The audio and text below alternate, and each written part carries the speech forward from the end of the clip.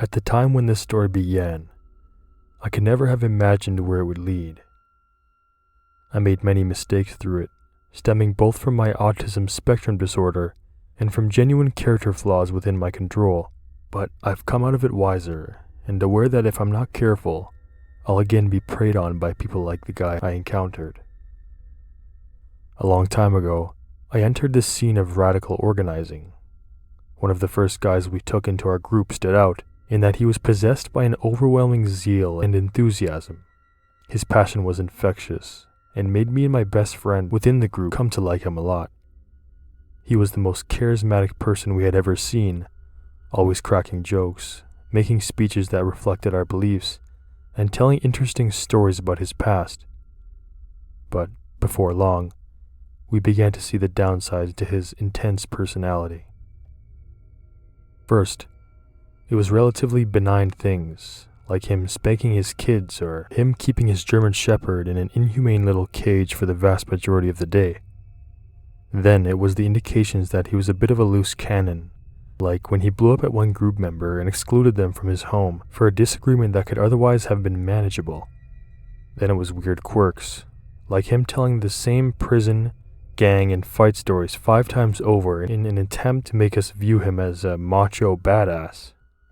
Then it was red flags that we ought to have recognized initially as concerning, like when he advocated for committing crimes against humanity in response to how much he hated this system.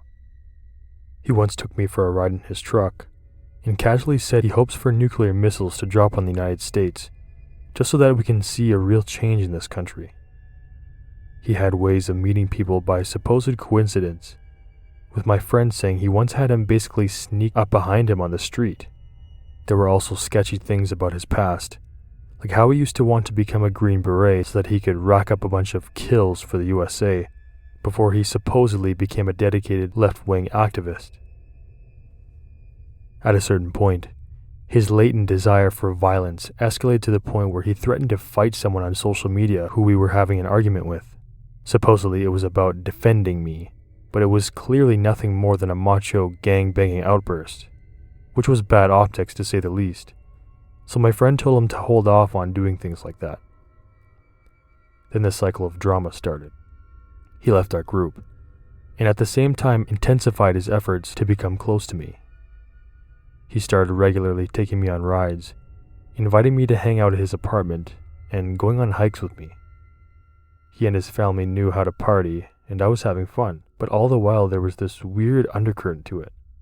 He would spend sometimes hours at a time ranting to me about how much he disliked my other friend, and how my friend's desire for curbing recklessly violent speech was a sign that he was some kind of fake native, as they were both part indigenous. One day while taking me on a shopping trip, out of nowhere he said to me, "I don't trust you." While we were in the parking lot, he looked behind us like he was noticing something threatening and said, "My spidey senses are tingling." At a later point, he got mad that Mexico lost to Canada at soccer, then drove around town looking for Canadians to go after. Like, did he think he would recognize them by their maple hats or something? I found he had 0 friends besides me, for reasons that were becoming more apparent. He had a habit of popping in, driving up to my house spontaneously without regard for boundaries. He talked about stalking, describing elaborate hypothetical plans for tracking down and assaulting my friend, and the others in the group for supposedly having wronged him. He told an outrageous story about my other friend having said the N-word, even though this was wildly out of character for the allegation's target. I often felt myself getting creeped out while not wanting to face why. Then he friended me on Facebook and got into a confrontation with my other friend over some stupid drama. Then he started trying to isolate me from all my other friends, claiming I needed to cut them off in order to be truly principled. I politely refused, now aware that he might come after me or my family if I ticked him off. Then he cut me off for several months before reaching out to me again. I should have cut him off right after the inciting incident, and made it clear to him that I shared my friend's disapproval of his loose cannon way of operating, but I allowed myself to be manipulated into being passive, and this had bad consequences. A couple of weeks before the 2020 election, I briefed him on the news about the potential for political violence in the coming days. This evidently sparked inspiration in him, because 10 days later, he invited me on a very strange drive. While I rode with him, he asked me questions about how close I felt the country's situation was to civil war. During this conversation, he drove up to my friend's house, asking, "Is that so-and-so's house?" as if he didn't know. Then he asked, "When was the last time you've been to that house?" to which I answered honestly, saying I'd recently gone there. A few days later, he cut me off again, this time because I had supposedly betrayed the movement by going to the house. Half a year later, he reached out to me again, later saying he had forgiven me for my supposed wrongdoing of not cutting off my other friends. On and off, we hung out again, though now I consciously didn't trust him.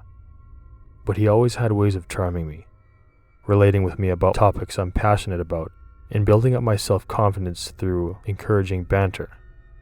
And it seemed like things would return to normal, like things were ever normal with this guy in the first place. The cracks in his facade began to show up when he took me on another drive.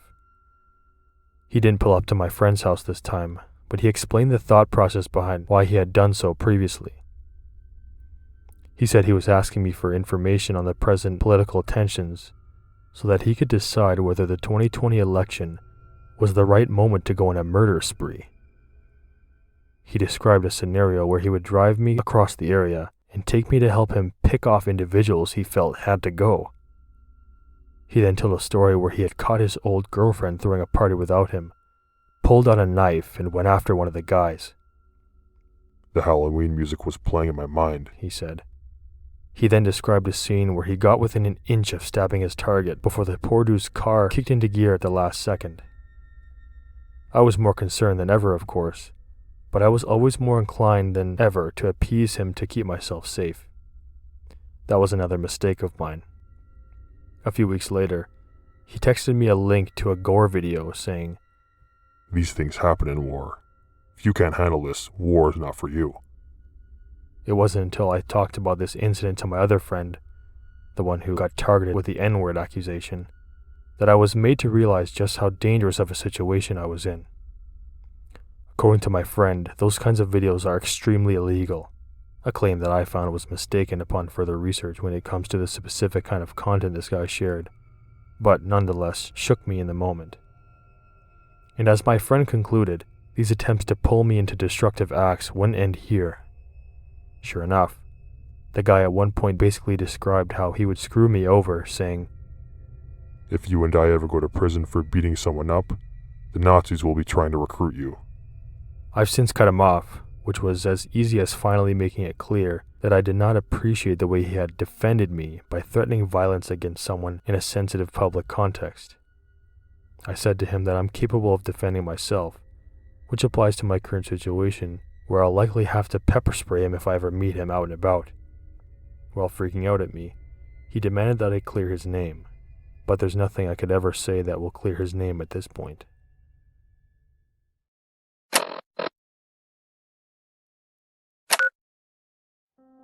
I was lucky enough to live in a large house when I was a kid, as my father was a physical therapist. My house had a side room towards the back side of the first floor. My siblings called it the second living room because that's basically what it was. It had an old recliner, a small table, and a mid-sized couch. That's it. We hardly ever sat in there. One morning, I woke up sick, told my mom, and she told me to take the day off from school and stay home. My siblings had to be at school, and my parents worked, so that meant I had the house to myself. I laid around in bed for a few hours until around 10:30 a.m. when I heard steady walking coming from my first floor.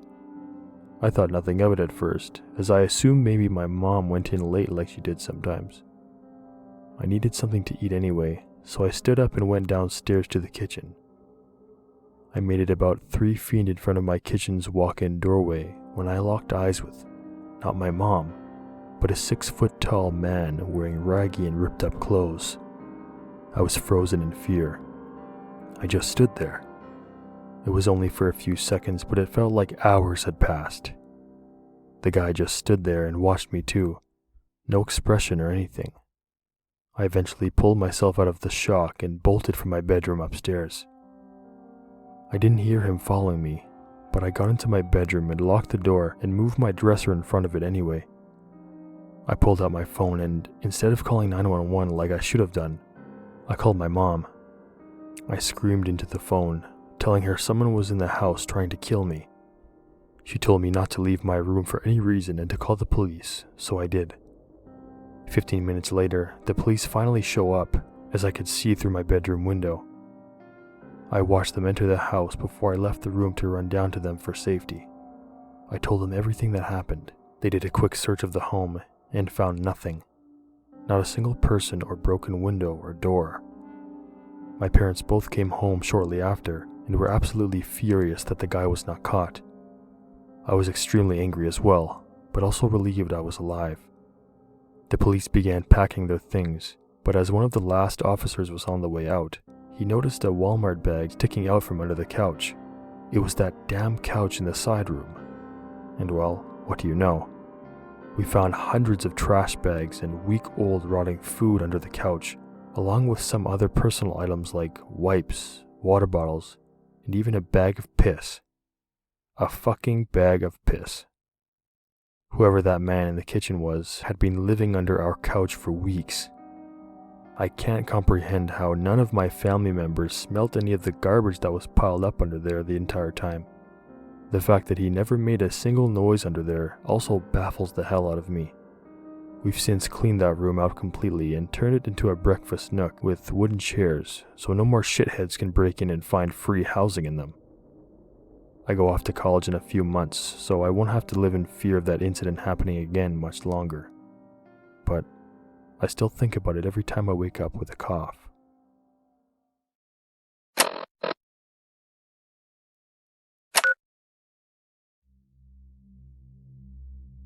I've been on this sub for a couple of years now, and I've had my own couple let's not meet moments that I've kept to myself. But for some reason, tonight I just need to share what happened. For context, I'm in school still, and work for my family member on certain weekends at a local college, selling concessions at the stadium. It's about twice a month, and the stadium is off towards the edge of town.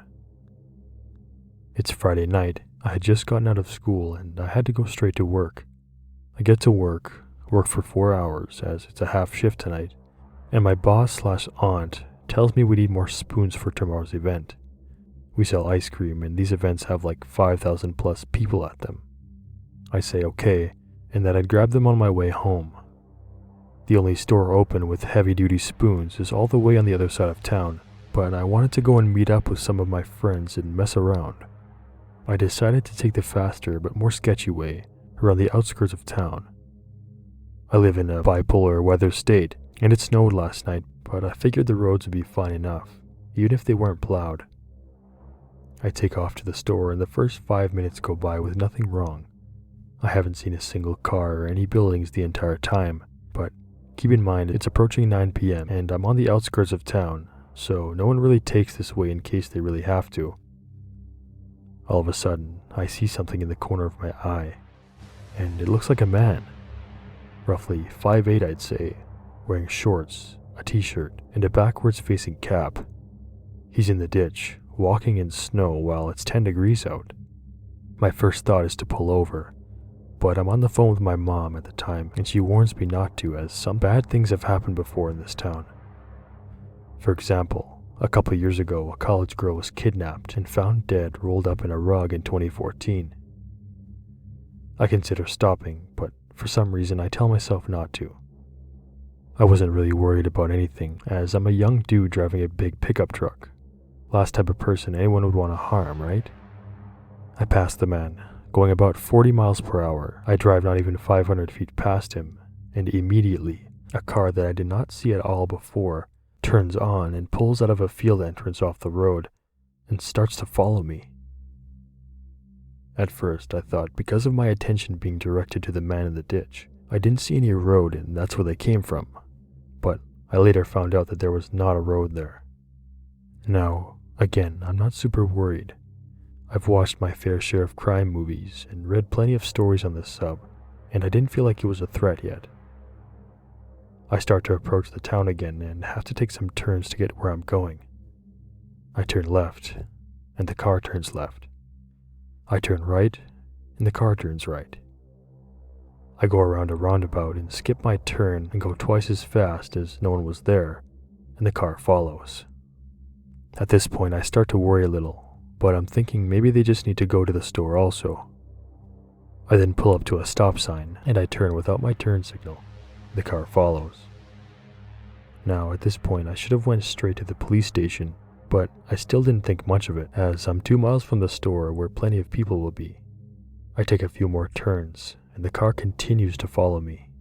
I completely blow a stop sign at a non-busy intersection, and the car does a quick stop and go and catches up soon after. At this point, I'm 2 turns to the store, so I'm not worried.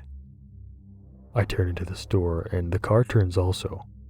The store also has a gas station, so I pull there first to act like I was getting gas. The car sits off to the side of the road, which is in between the gas station and the store, and just sits there. I wait about 10 minutes, and the car doesn't move.